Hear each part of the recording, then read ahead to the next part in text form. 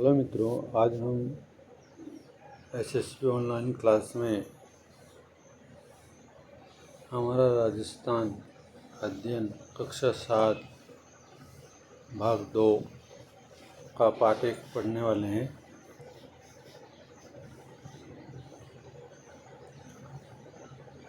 आप सभी मित्रों से आग्रह है कि चैनल को सब्सक्राइब करें, बेल आइकन बटन को प्रेस करें और वीडियो को अधिक से अधिक अपने मित्रों को शेयर करें।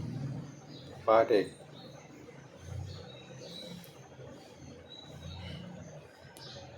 कक्षा में आज एक नए विद्यार्थी का आगमन हुआ। पाठ 1 पढ़ लिया था। पाठ 2।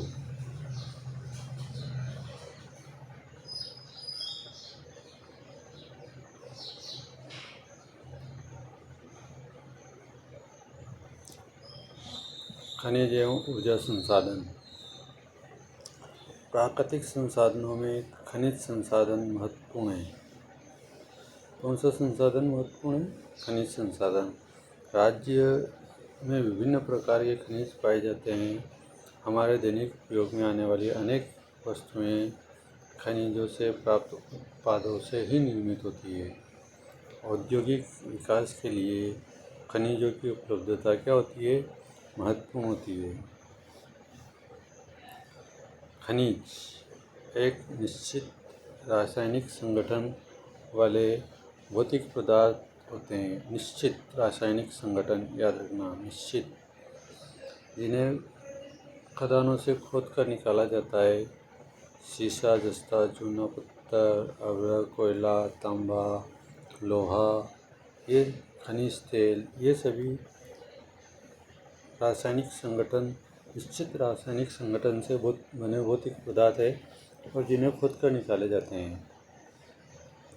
खनिजों के प्रकार। खनिज 3 प्रकार के होते हैं। धात्विक खनिज, जिन खनिजों में धातु की मात्रा पाई जाती है उन्हें धात्विक खनिज कहते हैं। खनिजों को पिघलाकर नवीन उत्पाद प्राप्त किए जा सकते हैं और ये कठोर होते हैं और इनमें चमक होती है। तो धात्विक खनिज की क्या विशेषता है कि इनको पिघलाकर नवीन उत्पाद प्राप्त किए जा सकते हैं, कठोर होते हैं और चमक होती है। अधात्विक खनिज, जिन खनिजों में धातु की मात्रा नहीं पाई जाती है उन्हें अधात्विक खनिज कहते हैं। ये प्रकृति में जैसे मिलते हैं वैसे ही इनका उपयोग में लाया जाता है, अतः इनमें कोई बदलाव नहीं किया जा सकता है। ऊर्जा खनिज, जिन खनिजों से हमें ऊर्जा प्राप्त होती है उन्हें ऊर्जा खनिज कहते हैं, जैसे कोयला, पेट्रोलियम, प्राकृतिक गैस, ये सभी क्या है? ऊर्जा खनिज है। खनिजों के प्रकार सारणी में बताया गया है। पहला है धात्विक, लोहा,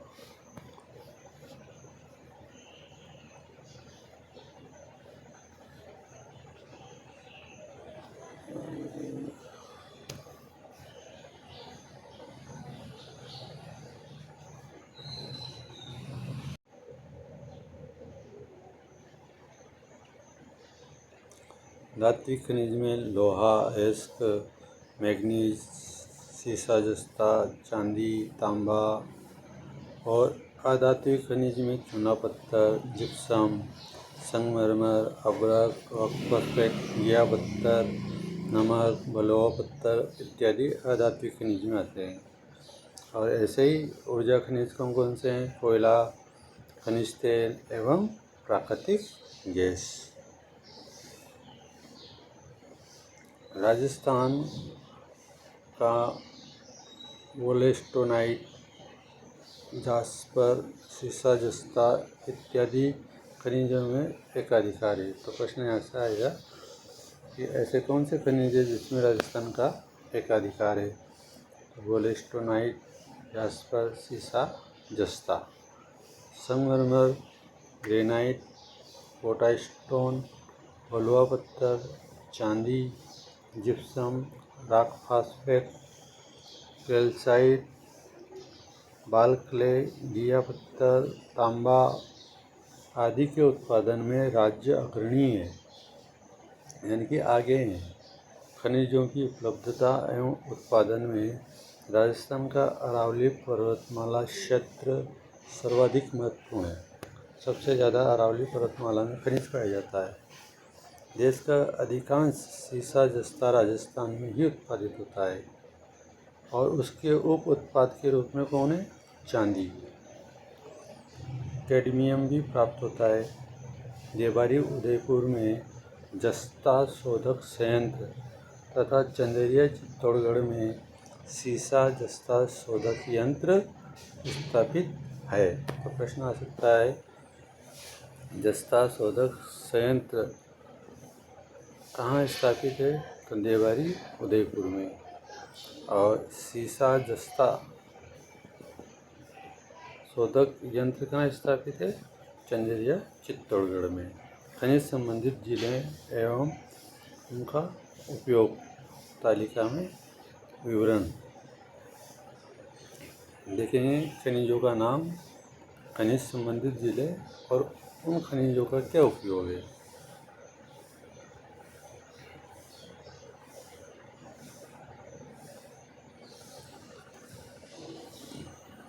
पहला आता है आपके सीसा जस्ता। सलूमबर जावर क्षेत्र भीलवाड़ा राजसमंद जिले में सीसा जस्ता उत्पादित होता है। जिसका उपयोग है अम्ल बैटरी, सुरक्षा उपकरण, बर्तन, सौंदर्य प्रसाधन, रंग उद्योग। तांबा झुंझुनू, खेतड़ी, अलवर, शिकर, विद्युत तार उपकरण और बर्तन, विद्युत तार उपकरण और बर्तन, इनमें तांबा खनिज का उपयोग किया जाता है। यह उपयोग होता है लोह अयस्क में जयपुर, शिकर, झुंझुनू। इसका उपयोग क्या है? मशीनरी, रेलवे पटरी निर्माण, भवन निर्माण इत्यादि में लोह अयस्क का उपयोग किया जाता है। चांदी सलूमबर राजसमंद जिले में उत्पादित होती है। उपयोग है आभूषण, सिक्के बनाने में, सजावटी वस्तुएं बनाने में। जिप्सम खनिज बीकानेर, नागौर, श्रीगंगानगर, बाड़मेर, जैसलमेर, बालोतरा इत्यादि जिलों में जिप्सम का उत्पादन होता है और इसका उपयोग क्या है? रासायनिक उर्वरक बनाने में, प्लास्टर ऑफ पेरिस में, सीमेंट में जिप्सम का उपयोग किया जाता है। राक फास्फेट उत्पादित जिले हैं इसके उदयपुर, जैसलमेर, बांसवाड़ा, जयपुर। और सबसे अधिक राक फास्फेट का उपयोग होता है रासायनिक उर्वरक यानी कि रासायनिक खाद बनाने में इसका उपयोग किया जाता है। अभ्रक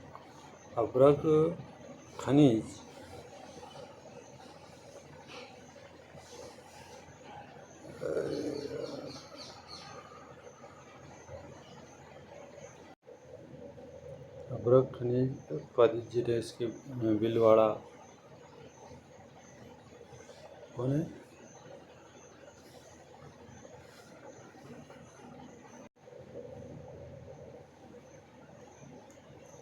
भीलवाड़ा, अजमेर, उदयपुर। विद्युत उद्योग, सजावट, दर्पण, इसमें अभ्रक खनिज का उपयोग किया जाता है। अगला खनिज है ओलेस्टोनाइट। सिरोही, ब्यावर आदि जिलों में यह उत्पादित होता है। सिरेमिक उद्योग, कागज उद्योग और रंग उद्योग में ओलेस्टोनाइट का उपयोग किया जाता है। अगला आता है संगमरमर। संगमरमर राजसमंद, नागौर, उदयपुर, बांसवाड़ा, चित्तौड़गढ़, सिरोही, कोटा इत्यादि जिलों में उत्पादित होता है। भवन निर्माण, मूर्ति निर्माण और कलाकृतियों में इसका उपयोग किया जाता है। चूना पत्थर चित्तौड़गढ़, सिरोही, कोटा, उदयपुर इत्यादि जिलों में चूना पत्थर निकलता है और इसका उपयोग होता है सीमेंट बनाने में और निर्माण कार्य में। ग्रेनाइट जालौर, जैसलमेर, पाली, सिरोही इत्यादि जिलों में उत्पादित होता है और इसका ग्रेनाइट का उपयोग होता है भवन निर्माण और मूर्तिकला में। प्रमुख खनिजों का वितरण अपन इस मानचित्र में देख सकते हैं। राजस्थान के 41 जिलों को मानचित्र में बताया गया है और इन संकेतों के माध्यम से हम समझ सकते हैं कि कौन सा खनिज कौन से जिले में पाया जाता है। ऊर्जा संसाधन। ऊर्जा संसाधनों को दो भागों में विभाजित किया गया है। कितने भागों में? दो भागों में। पहला भाग है परंपरागत ऊर्जा संसाधन और दूसरा भाग है गैर परंपरागत ऊर्जा संसाधन। ऊर्जा के परंपरागत संसाधनों में कोयला,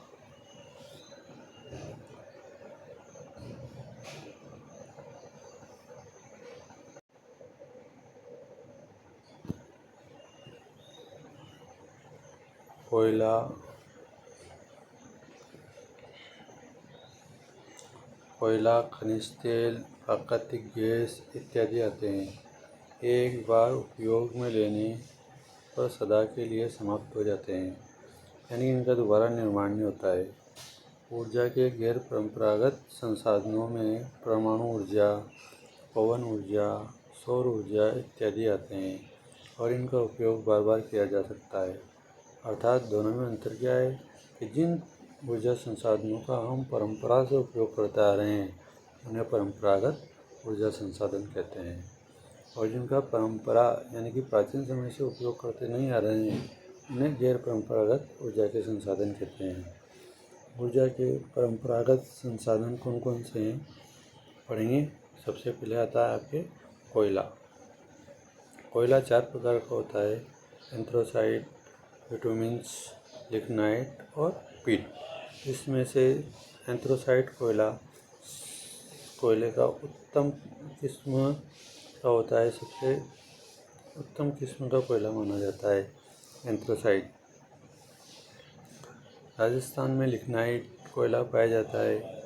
यह लिग्नाइट कोयला पलाना, बरसिंहसर, बीकानेर से उत्पादित होता है। कपुर्डी बाड़मेर से उत्पादित होता है और मेड़ता रोड नागौर से उत्पादित होता है और जैसलमेर क्षेत्र से भी ये उत्पादित होता है लिग्नाइट कोयला। राजस्थान का पहला super thermal power Suratgarh Sriganganagar में है। अक्सर यह प्रश्न आता है पहला सुपर थर्मल पावर स्टेशन कहाँ पर है? सूरतगढ़ श्रीगंगानगर में। कोटा, कालीसिंध, झालावाड़, छबड़ा, बारा में कोयले पर आधारित विद्युत संयंत्र है। बाड़मेर के गिरल में लिग्नाइट आधारित ताप विद्युत संयंत्र है। तो लिग्नाइट आधारित ताप विद्युत संयंत्र कहाँ पर है? प्रश्न आ गया आपके, तो इसका उत्तर होएगा बाड़मेर के कौन से क्षेत्र में? गिरल में या गिरल में। ये कोयले की खानें बताई गई देखो चित्र में। अब आता है फिर खनिज तेल एवं प्राकृतिक गैस। जैसलमेर, यहाँ से भी एक न एक प्रश्न आपके अवश्य बनता है। Jaisalmer basin, Barmer Sanchore basin, Bikaner Nagaur basin, इन तीनों बेसिनों से कौन सा तेल प्राप्त होता है? खनिज तेल। और घोटारू, कमलीताल, तनोट, मनहेरा टिब्बा, रामगढ़, रागेश्वरी, डांडेवाला इत्यादि से प्राकृतिक गैस के भंडार मिलते हैं।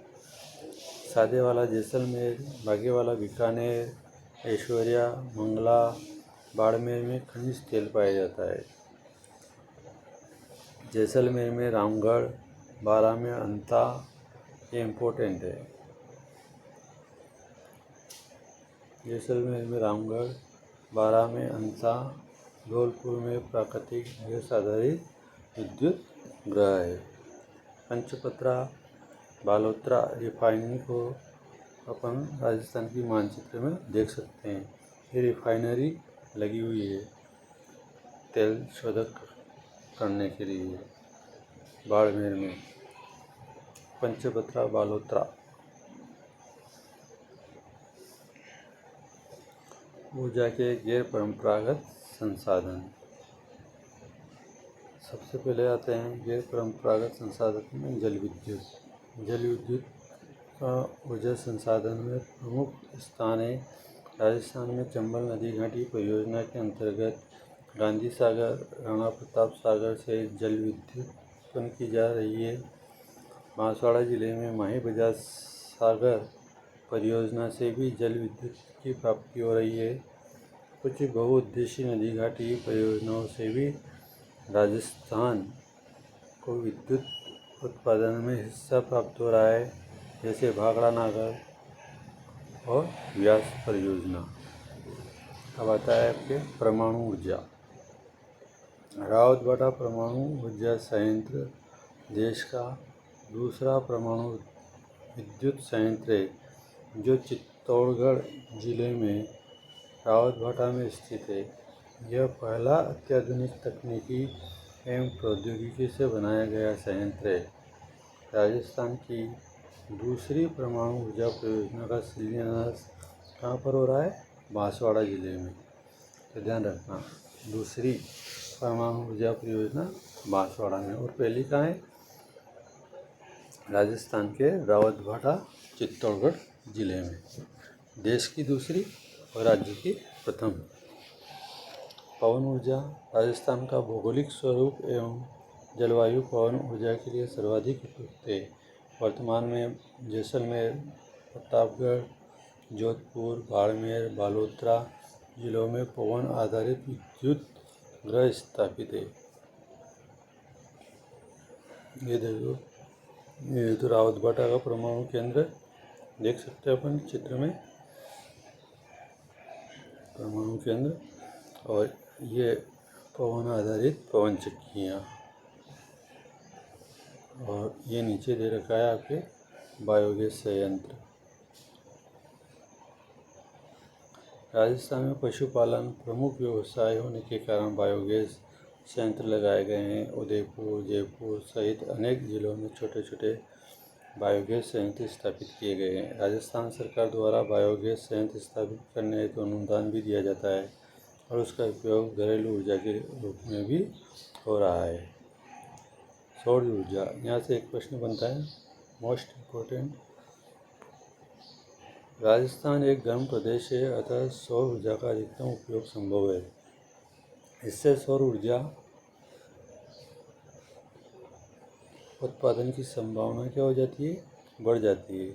सौर ऊर्जा का उपयोग ऊर्जा संयंत्र, street light, solar cooker, water heater आदि में किया जाता है। राज्य सरकार द्वारा सौर ऊर्जा चालित छत, सौर ऊर्जा संयंत्रों एवं घरेलू उपकरणों पर वित्तीय सहायता देकर इनके उपयोग को क्या किया जा रहा है? बढ़ावा दिया जा रहा है। यहाँ से प्रश्न है इम्पोर्टेंट ये वाला, इसको याद रखना। बडला बडला फलोदी, बडला फलोदी में देश के सबसे बड़े सोलर पार्क की स्थापना की गई है। देश के सबसे बड़े सोलर पार्क की स्थापना कहाँ की गई है? बडला फलोदी में। हमारे पास खनिज संसाधन एवं परंपरागत ऊर्जा संसाधन सीमित मात्रा में उपलब्ध है। लाखों वर्षों की भूगर्भिक प्रक्रिया द्वारा खनिज बनते हैं। हमें खनिजों को अनियमित दोहन या खनिजों के अनियमित दोहन पर हमें क्या स्थापित करना चाहिए? नियंत्रण स्थापित करना चाहिए। ऊर्जा के उपयोग में सावधानी बरतनी चाहिए और इसके अपयोग को क्या करना चाहिए? रोकना चाहिए। शब्दावली देख सकते हैं अपन। सौर ऊर्जा, सूर्य से प्राप्त ऊर्जा क्या कहलाती है? सौर ऊर्जा।